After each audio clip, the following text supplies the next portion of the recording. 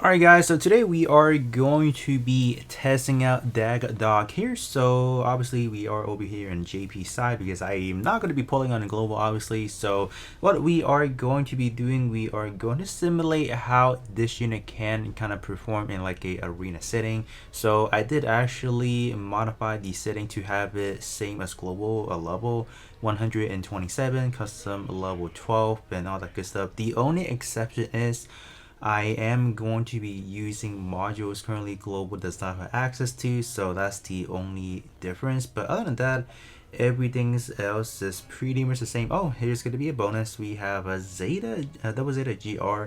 So this is going to be another tank that we will be getting eventually. I'm just going to be tossing it on here so we can have that extra BP support or a defensive line. So that's going to be our only support for the team. So our team is purely composed of yellow and purple. Okay, sure. So yeah, this unit should, theoretically look pretty decent. Survivability wise, should look pretty good because you do have the healing portion. And I did bring in a raid unit so we can proctor after 4 seconds hopping into battle is going to target a a raid unit to have that jamming status going on. So we have that, so let's actually hop in and then we will see how things goes.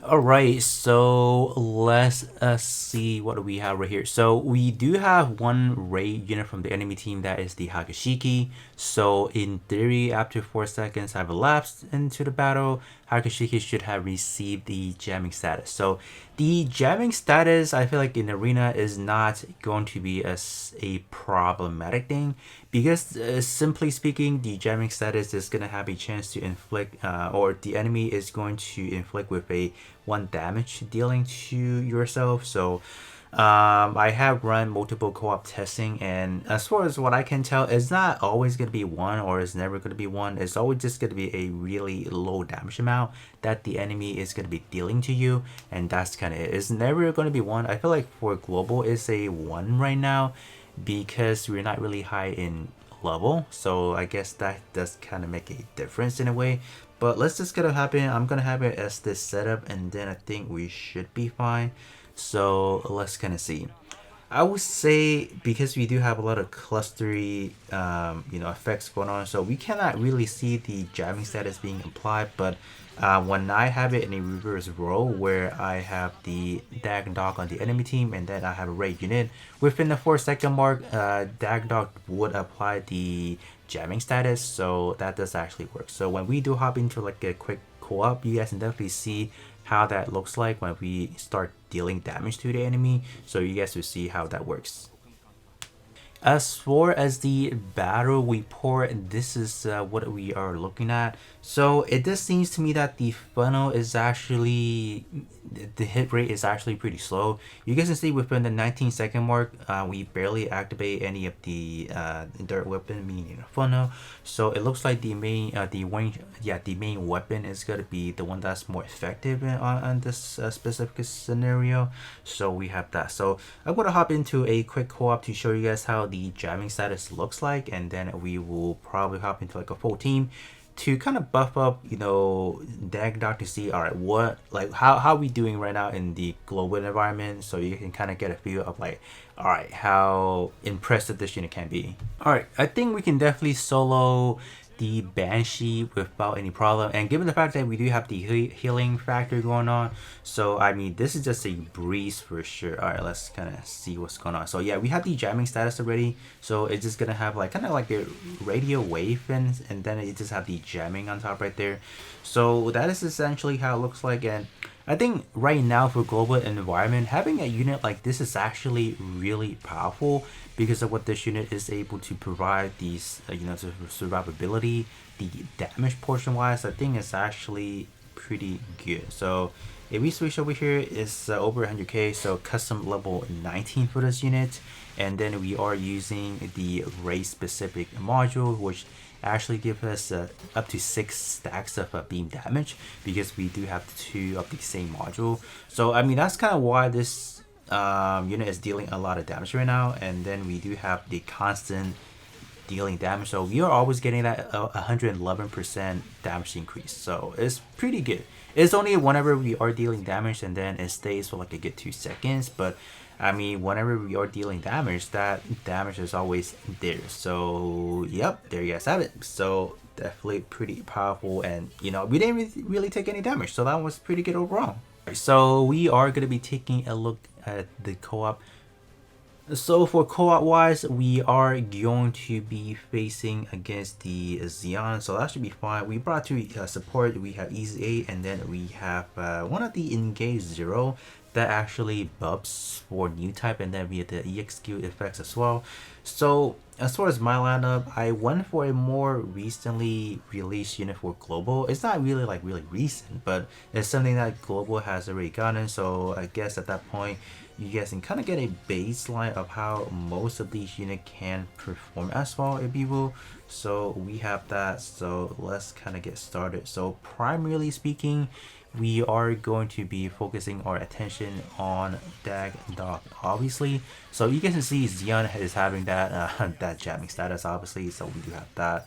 But given the circumstances, this is a raid tier 2.